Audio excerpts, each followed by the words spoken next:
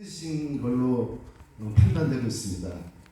그러니 앞으로 만나서 의논하고 대화하는 시간이 있기를 부탁드리고 양측의 PT 설명 후 궁금한 사항이 있으면 질의해 주시기 바라겠습니다. 감사합니다.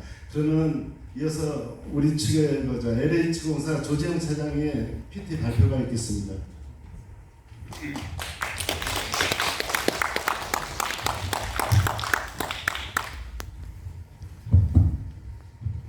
인사드리겠습니다. LH에서 공공재개발 사업을 담당하는 조재영 차장입니다.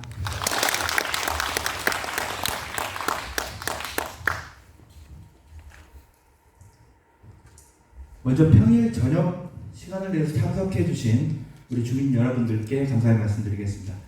그 귀한 시간을 내서 참석해 주신 만큼 공공재개발 사업에 대해서 객관적인 사실을 토대로 쉽고 그리고 간략하게 설명을 드리도록 하겠습니다.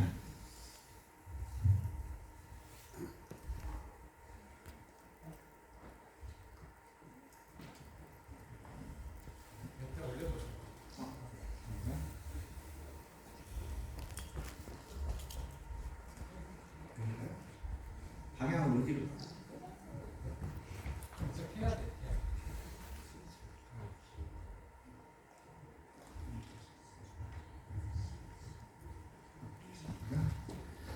어, 1960년대, 70년대에 주거지가 형성된 우리 숭인동은 2000년대부터 재개발 시도하였으나 4차례에 걸쳐 무산된 아픈 역사가 있습니다.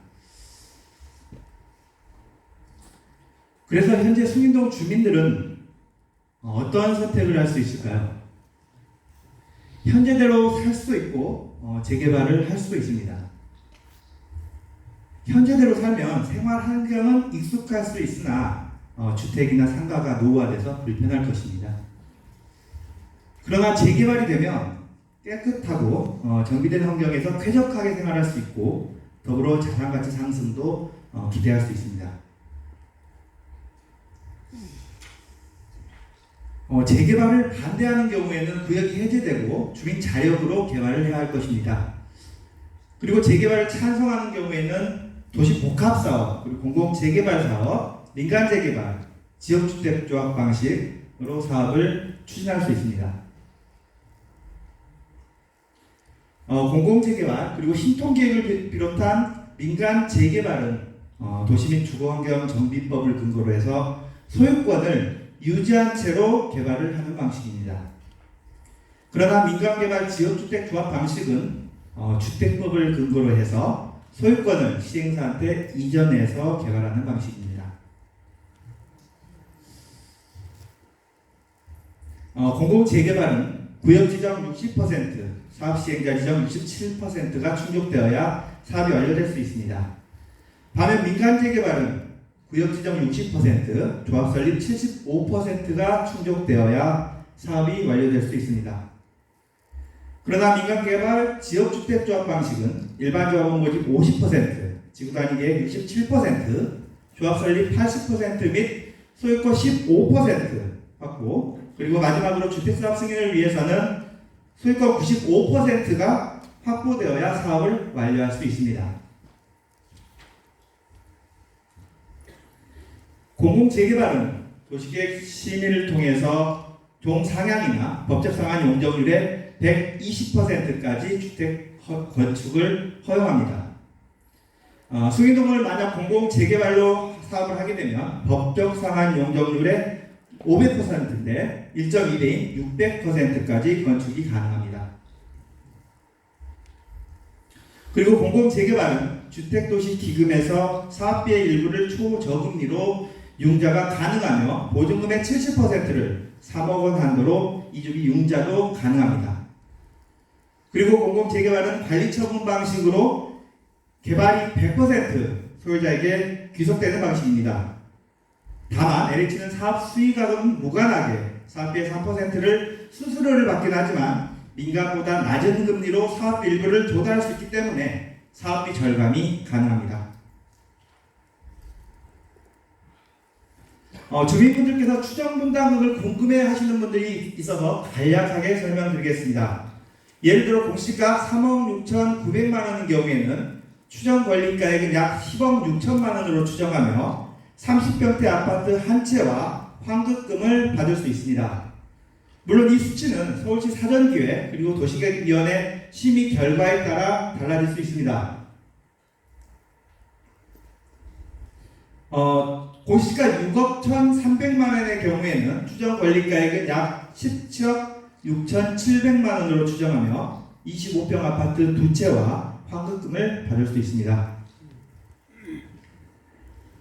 공시가 7억 6,600만 원의 경우에는 권리가액은 약 22억 원으로 40평대 아파트와 25평 아파트 총 두 채를 받고 환급금을 추가로 받을 수 있습니다.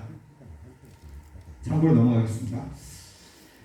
앞서 말씀드린 수치는 LH가 임의로 산정된 것이 아니며 작년 10월 저희 한국부동산원의 추정분담금 검증위원회 결과를 참고해서 산정된 것임을 알려드리겠습니다. 그리고 서울시 사전기획 그리고 도시계획심의위원회에 따라서 달라질 수 있습니다. 공공재개발을 반대하는 주민분께서는 LH가 주민재산을 빼앗아간다고 말씀을 하십니다. 하지만 공공재개발은 민간재개발과 동일하게 관리처분 방식으로 사업을 추진합니다. 따라서 등기부등본상 소유자는 사업이 완료될 때까지 동일하게 유지됩니다. 그럼 수민동이 어떻게 좋아지는지 설명드리겠습니다. 공공재개발은 민간 브랜드의 종로구의 관문으로서 종로구를 랜드마크로 만들겠습니다. 그리고 용적률 600%의 의미에 대해서 모르시는 분들을 위해서 부연 설명을 드리겠습니다. 용적률 600은 용적률 400보다 200%포인트를 더 적용받는 것입니다. 그걸 전용 면적 84제곱미터 아파트로 환산을 하면 약 200호를 추가로 공급이 가능한 수치입니다. 개발 후 조감도 예시는 참고로 보시면 되겠습니다. 다음 토지용 계획입니다. 전체 사업 부지는 획지, 종교용지, 공원으로 구성되어 있으며 획지 비율은 약 84%입니다.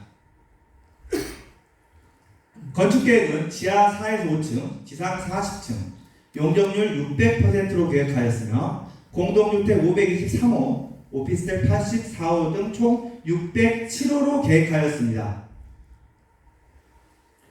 이 총 607호는 권리자 분양 124호, 일반 분양 199호, 그리고 공공임대, 실경전세, 오피스텔 등으로 구성하였습니다.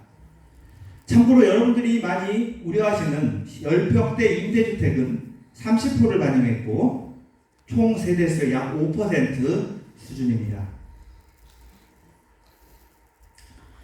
LH는 주민의 입장에 서서 서울시, 구청, 그리고 심의위원, 자무위원들께 앞서 말씀드린 그런 각종 계획을 설명드리고 계획대로 사업이 추진될 수 있도록 최선을 다하겠습니다.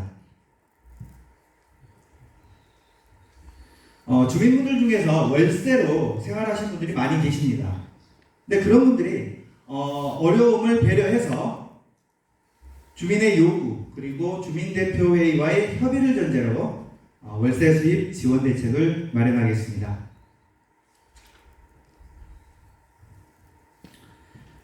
지난 설명회 때 최대한 소형 면적 임대주택 세대수를 줄이겠다고 말씀드렸고 민간 브랜드 수준의 품질을 확보하기 위해 노력하겠다고 제가 설명드렸습니다. 약속드린 대로 소형평형 임대주택 세대수를 약 5% 수준으로 줄였습니다. 임대주택에 대해서 부정적 인식이 많으신데 집주인들도 다들 전세 월세 내주시는 분들 많습니다. 그래서 집주인이 서울시냐 개인이냐 그 차이만 있을 뿐입니다. 그리고 이마저도 임대주택 비율을 줄이시고 싶으신 분들은 임대주택을 줄일 수 있습니다. 단 용적률을 줄이면 됩니다. 이 왼쪽 그림처럼 임대주택을 적게 반영할 수도 있고요. 반면에 용적률을 올리면 분양주택과 임대주택이 동시에 증가하게 되는데 둘 중에서 주민들이 유리한 방식을 선택하면 됩니다. 예, 1분 남았습니다. 정리해 주세요. 산정 방식은 참고로 넘어가겠습니다.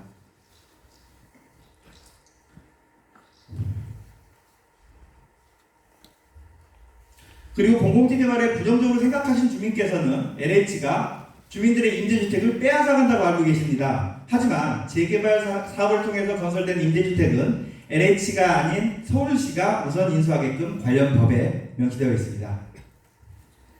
향후 추진 일정입니다. 2021년 3월 후보지로 선정된 이래로 지난 3년간 사업 진행 절차를 진행하였고 이번 달에 저희 정비계획 용역 발주를 했고 사전계획을 준비하고 있습니다. 내년에는 구역지정, 시행자 지정, 주대위 구성까지 완료를 해서 26년 사업시행인가, 27년 관리처분 인가를 거쳐서 28년도에 착공을 하도록 하겠습니다. 지금 보시면 공공재개발 후보지 저희 24곳 중에서 12곳을 LH가 하고 있습니다. 12곳 중에서 11곳이 지금 앞서 보신 바와 같이 제한 시간 하고 있는데 승인동만 지금 제일 늦게 되고 있습니다.